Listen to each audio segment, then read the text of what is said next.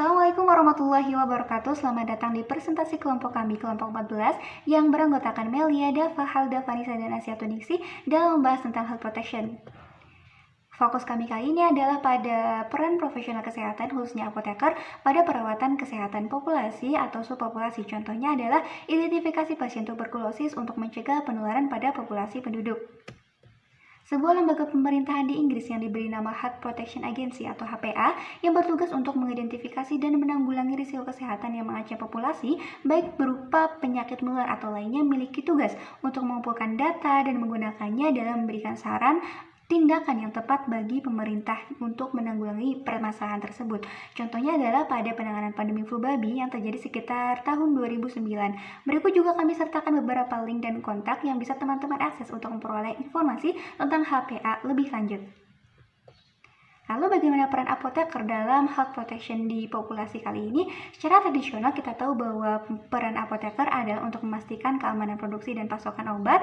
Selain itu juga berperan dalam pengembangan formularium antibiotik dan kebijakan penyimpanannya, serta dalam penyediaan jarum suntik untuk obat.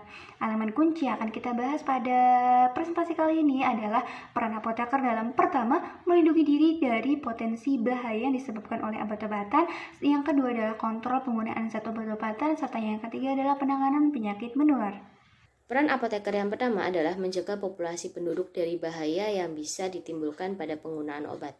Upaya perlindungan ini dilakukan, salah satunya adalah dengan memberikan lisensi pada obat. Nah, lisensi ini dianggap penting karena salah satu peristiwa yaitu tragedi thalidomida yang waktu itu digunakan sebagai obat morning sickness pada wanita hamil dan bersifat teratogenik dan mengakibatkan beberapa bayi lahir cacat. Nah, lembaga yang bertugas untuk melakukan lisensi adalah Food and Drug Administration di Amerika Serikat, Therapeutic Goods Administration di Australia, dan Europa Medicine Agency di Uni Eropa. Dengan adanya lisensi, di dalam Medicine Acts obat-obatan dikategorikan dalam 3 tingkatan. Apa aja sih tingkatannya?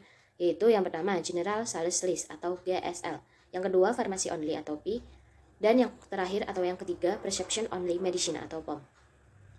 Upaya lainnya adalah terkait dengan periklanan obat yang biasanya dilakukan dengan melebih-lebihkan fakta atau bahkan memberikan diskon yang dapat memicu adanya penimbunan oleh pihak tidak bertanggung jawab. Nah, oleh karena itu, apoteker harus memfasilitasi penggunaan obat yang aman dan efektif dan mengedukasi masyarakat. Upaya lainnya adalah membatasi akses masyarakat terhadap beberapa obat-obatan seperti paracetamol dan aspirin yang jika digunakan dalam jangka panjang dan tanpa sadar bisa menimbulkan overdosis. Selain itu juga dilakukan pembatasan terhadap opiat yang bisa menimbulkan ketergantungan, serta pseudoephedrine yang dapat diubah menjadi metamfetamin. Baik, saya akan menjelaskan slide yang selanjutnya, yaitu medicine with potential for misuse. Ada beberapa obat-obatan yang mudah sekali disalahgunakan oleh masyarakat. Advisory Council of the Misuse of Drug atau yang biasa disebut dengan ACMD dibentuk untuk memberikan saran kepada pemerintah berdasarkan bukti ilmiah tentang bahaya penyalahgunaan obat tersebut. Ternyata, dalam pelaksanaan pengawasan penyalahgunaan obat, terdapat tantangan baru, yaitu munculnya obat pengganti ganja yang disebut dengan cannabinoid synthesis, yang kini telah beredar di pasar gelap. Sayang sekali, masyarakat juga cenderung menggunakan beberapa obat seperti methylphenidate, sildenafil, dan androgenic steroid, serta human growth hormone secara non-terapeutik, atau hanya digunakan untuk memperbagus penampilan dan untuk menambah fokus. Selanjutnya adalah peran apoteker pada penggunaan obat-obatan. Terdapat beberapa bahaya yang terkait dengan penggunaan obat. Bahaya tersebut dapat timbul karena adanya situs injeksi yang terinfeksi, gangguan psikologis, memburuknya kesehatan, timbulnya kekerasan, infeksi sistemik, overdosis, dan juga perubahan beberapa fungsi fisiologis. Contohnya adalah pemalsuan beberapa bahan serbuk dengan dicampur laktosa atau bahkan dicampur dengan batu bata. Beberapa kali juga sering terjadi penggunaan cuka dan jus lemon untuk mengganti asam sitrat dan asam aksorban. Ada juga penggunaan filter rokok untuk menyaring obat yang akan diinjeksi, lalu penggunaan jarum suntik yang bergantian seringkali berpotensi menularkan penyakit HIV dan hepatitis. Beberapa bahan-bahan yang disebut Performance and Image Enhancing Drugs atau PEAD juga sering disalahgunakan. Contohnya adalah steroid untuk mengurangi lemak, diuretik untuk meningkatkan massa otot, tamoxifen untuk melawan ginekomastia, melatonin untuk merangsang produksi melanin, dan obat-obatan pasien demensia untuk meningkatkan fungsi kognitif. Penyalahgunaan dari obat-obatan tersebut sangat berbahaya karena uji klinisnya terkadang belum selesai, dan jarum suntik yang digunakan dapat menularkan beberapa penyakit, merusak syaraf, serta menimbulkan kolonisasi jamur dan bakteri. Penjelasan selanjutnya, untuk mengurangi bahaya yang disebabkan oleh penyalahgunaan obat adalah dengan berfokus pada pengurangan dampak buruk yang terjadi. Contohnya adalah penyelenggaraan program NSPS atau Needle and Syringe Programs yang menyediakan alat-alat suntik steril, asam askorbat, cooker sekali pakai, serta filter partikulat yang steril. Program tersebut telah berhasil dilakukan di beberapa negara, diantaranya terdistribusi sebagian besar di Iran, Thailand, dan Hungaria, dan masih banyak lagi. Selain itu, dapat dilakukan pula terapi substitusi dengan mengganti beberapa obat yang seringkali beredar ilegal dengan obat-obat yang lain yang lebih stabil dan murah. Terapi ini biasanya digunakan dalam rehabilitasi. Dengan adanya terapi ini diharapkan dapat mengurangi risiko kriminal karena obat-obatan asli yang mahal. Contohnya adalah penggunaan metadon oral dan buprenorphine. Peningkatan akses dengan perbanyak kontak dengan pasien juga diharapkan memberikan beberapa keuntungan. Di antaranya adalah pemeliharaan kesehatan yang lebih baik, sosialisasi pemberhentian rokok dan alkohol, pemastian kebutuhan nutrisi dan kesehatan gigi, inspeksi tempat suntikan dan perawatan luka, serta screening penyakit menular dan vaksinasi. Beberapa negara di Eropa juga telah banyak menyediakan fasilitas injeksi untuk meminimalisir penyalahgunaan obat. Dalam fasilitas tersebut disediakan perangkat injeksi steril dengan tenaga kesehatan profesional, obat-obatan penanganan overdosis seperti naloxone, terapi substitusi metadon, dan dukungan psikososial.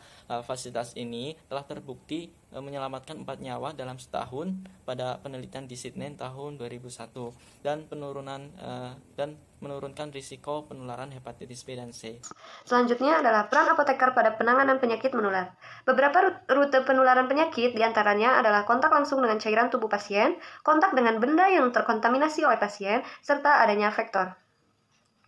Salah satu upayanya adalah vaksinasi yang pada tahun 1980 telah berhasil memberantas penyakit cacar di seluruh dunia.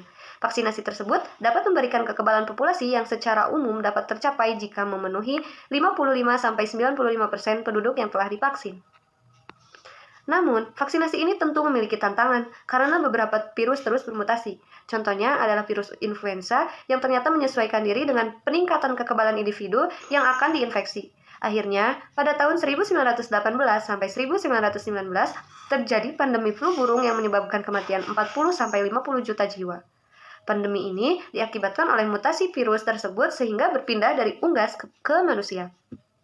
Sebagai apoteker dan profesional kesehatan harus siap dalam pencegahan penularan dan efektivitas perawatan penyakit menular jika sudah terlanjur terjadi. Hambatan lainnya adalah adanya resistensi mikroba yang diakibatkan oleh peningkatan kecepatan replikasi dan mutasi bakteri. Dugaan penyebab resistensi yang paling umum adalah penggunaan dosis besar dan dosis subterapeutik yang terlalu singkat. Beberapa strain bakteri seperti Vancomycin resisten Enterococcus dan Methicillin resisten Staphylococcus aureus telah berkembang resistensinya dan sangat sulit untuk diobati, sehingga dikenal sebagai superbug. Peran apoteker dalam resistensi mikroba adalah memberikan edukasi penggunaan antibiotik yang tepat, melarang penggunaan antibiotik pada infeksi ringan seperti influenza, serta membatasi pasukan antibiotik pada suatu masyarakat. Karena di Inggris, beberapa antibiotik seperti chloramphenicol, azithromycin, chlamydia, dan nitrofurantoin dimasukkan dalam kategori POM yang hanya boleh diberikan dengan resep dokter. Sekian presentasi kami, kurang lebihnya mohon maaf. Wassalamualaikum warahmatullahi wabarakatuh.